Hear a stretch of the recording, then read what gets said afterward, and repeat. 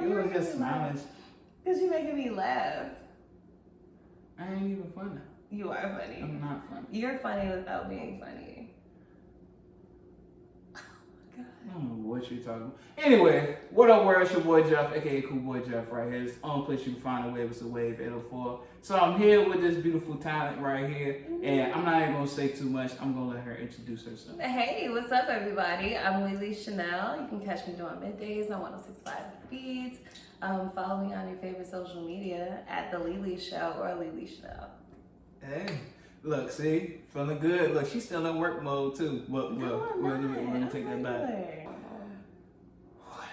Whatever. Whatever the case may be. All right, Mr. Normal. So, of course, I've been seeing all the work that you've been putting in for the last year or two. You've been doing a lot of great things. You know what I'm saying? I want to be able to start from the beginning. Okay. All right. So I want to be able to know, who was Lili Chanel at a younger age? You know what I'm saying? Where did you see yourself being? Did you have any dreams or anything that kind of correlate to what you're doing right now? Tell us about her. Okay, how much time you guys? We got a lot of time. We got a whole lot of time to talk about this. So, ever since I could talk honestly, I've been the same. I've always wanted to do radio or TV. I'm naturally an entertainer.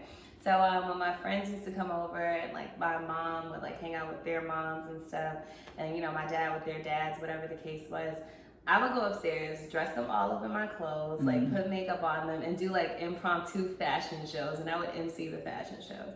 Yeah, I was that friend. So I've always been a vibe curator.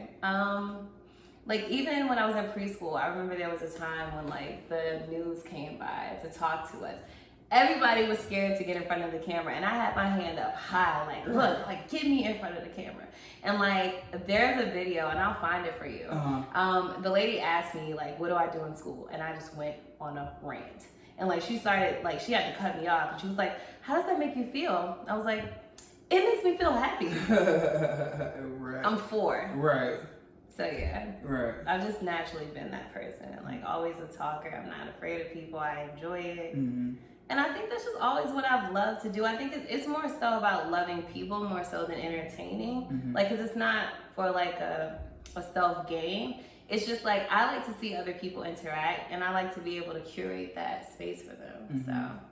So I like that. I like how you're able to, when you have people around you, you make them feel good, as well as yourself too as well. So from going from being a youngin' it's now you're starting to get a little bit older. When do you start kind of finding what you wanted to do, or was it somebody or something made you want to be able to get into what you're doing now?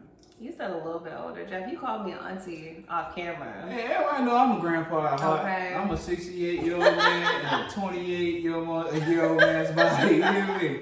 I'm an old man, but yeah, that's me. Okay. Okay, leading up to it, what really happened was there was a time when we were at Rest Bus. That's what kind of sparked this whole radio situation. Mm-hmm. And my mom came to pick me up, and she went to school with Chaco. And, he was just asking her, how she been, stuff like that. Mm-hmm. They hadn't seen each other since high school, I'm assuming. And here I come walking up, input, here's my daughter. What do you want to do when you grow up? I want to be on TV. I want to do radio. I was always such a fan of Angie Martinez. Okay. So, I brought that up. In comes Sir RJ, Ill Scout at the time. He just bridges that whole introduction. They asked me if I want to start coming into the studio. Ironically, RJ and my uncle went to high school together. They were close. So it was just a cool vibe. Yeah. And the rest is kind of history. So I've just been around forever. Mm-hmm. That's it. That's hard, man. And shout out to DJ RJ too, man. He definitely big shout out. Man, big shout outs because he used to I think my man went to Union too as well. Mm-hmm. And he did a lot of great things as well. Started for Blueprints for people like myself and other people that went to Union. So shout out to him for that as well. But let me also mention DJ Foot, because a lot of me being on radio now, if it wasn't for Foot and Street, mm-hmm. really pushing me to be on air, especially Foot. He's yo, do that shit. You know what I mean? At the after Sir RJ left, Foot would put me on his show, on the night show. He's the reason that I got the part-time position. And then he was like, yo, go downstairs and get Mike Street to give you the paperwork. Tell him get you the paperwork. You know, Foot is real, like, you know, foot in the door bossy. Like, if you, like, could picture an image of somebody, like, kicking the door in with, like, a combat boot on, it's DJ Foot. Oh, wow. Yeah, with a smile on his face. Yeah. That's what's up. So now he's putting you in a space and giving you an opportunity.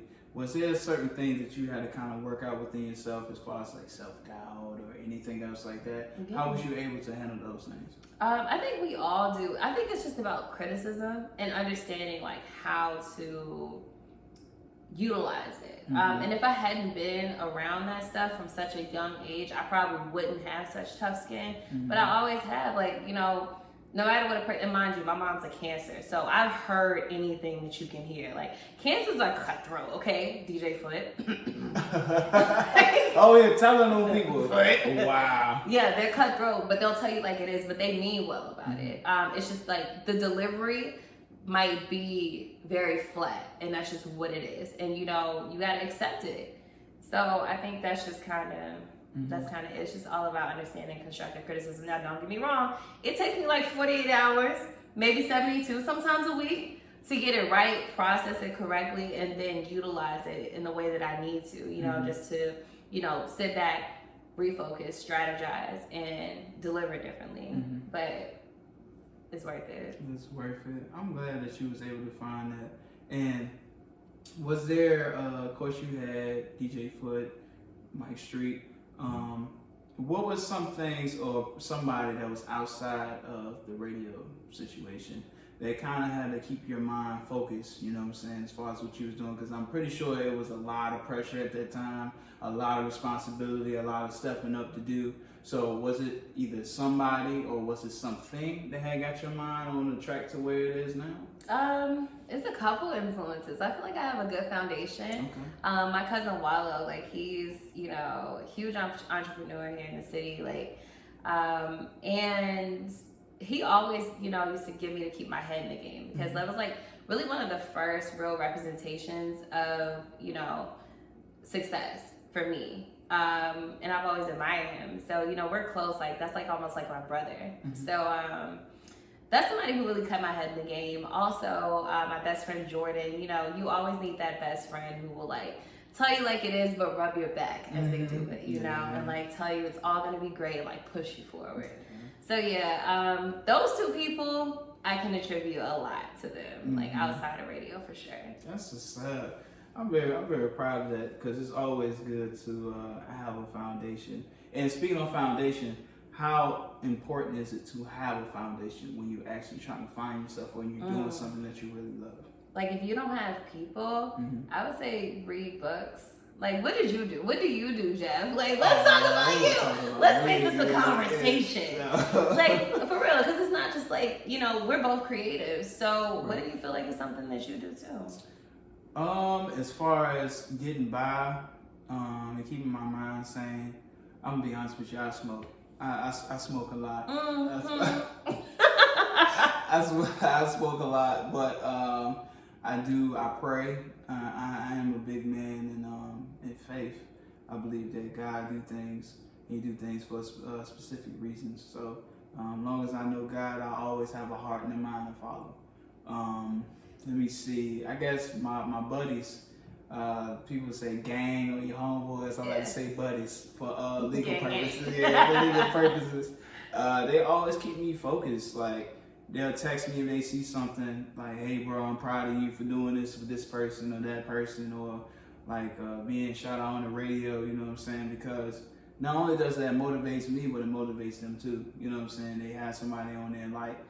I see somebody that's getting to where I'm trying to get to, or that's just influencing me to do something. So when I see that, you know what I'm saying, from people and those ones that push me, that's inside the group, everybody else feel motivated. It feels like it's just a new stepping stone. You know what I'm saying? So for all the guys that just be around for real, they do their job. Also my homegirls too, and the closest ones that be around me too, like my mom is a real big supporter, wear my clothes everywhere, my shirts everywhere, many people. So I just love it. And then get to see certain people like yourself, Mike Street, Sir RJ, a lot of other people, Bambi, a lot of people get to see those people that's doing radio, doing all those other good things. Like, I may not be in that position the way you are, but I'm working just as much as you are too. So I take the energy as far as what I see instead of just being, oh, I should get this. Or but you keep us in the know, Jeff. Like, we look at blogs like yours to see, like, what the hell going on in this city. Let me see what I'm going to talk about on my show.